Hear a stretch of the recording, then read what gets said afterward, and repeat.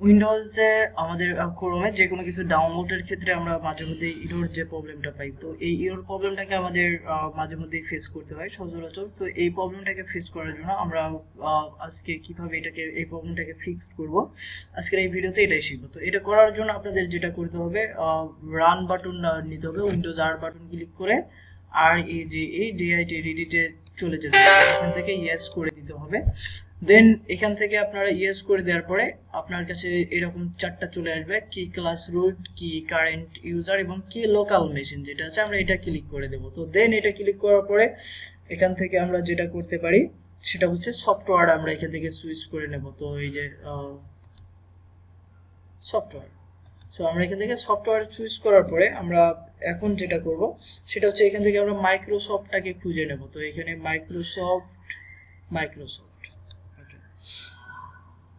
মাইক্রোসফটের পরে আমরা এখান থেকে আমরা কি করব, উইন্ডোজ খুঁজে নেব। তো এখানে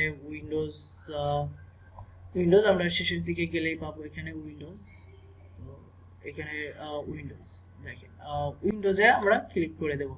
এখন যেটা করা লাগবে, এখান থেকে উইন্ডোজ থেকে এখানে আমাদের কারেন্ট রেঞ্জ জোন যেটা আছে এটাকে আমাদের খুঁজে নিতে হবে। তো এখান থেকে কারেন্ট ভার্সনে আমরা ক্লিক করে দিলাম।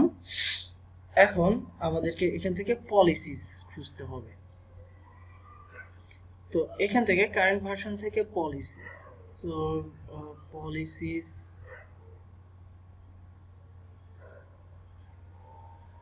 এটা সিরিয়ালে পিসি লেয়ারে থাকবে এবং পলিসিসে যাওয়ার পরে আমরা এখানে সিম্পলি যেটা করতে পারি সেটা হচ্ছে আমরা এখান থেকে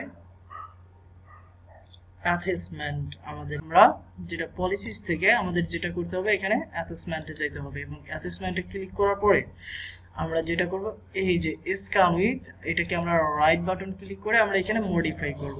সো এখানে মডিফাইতে আপনারা দেখবেন যে আপনাদের সবার ভ্যালু কিন্তু 3 থাকে, আর এখানে যদি 3 থাকে আপনারা 1 করে দিয়ে জাস্ট ওকে করে দেন। ওকে করার পরে আপনারা আপনাদের ডেস্কটপটাকে রিস্টার্ট মেরে দেন, দেখবেন যে আপনাদের প্রবলেমটা সলভ হয়ে গেছে। সো এভরিওয়ান, যদি আমার ভিডিওটা দেখে আপনাদের সবার ভালো লেগে থাকে অবশ্যই লাইক শেয়ার করে বেল বাটনটি বাজিয়ে দিয়ে নোটিফিকেশন সমস্ত ভিডিওর পাওয়ার জন্য সাথে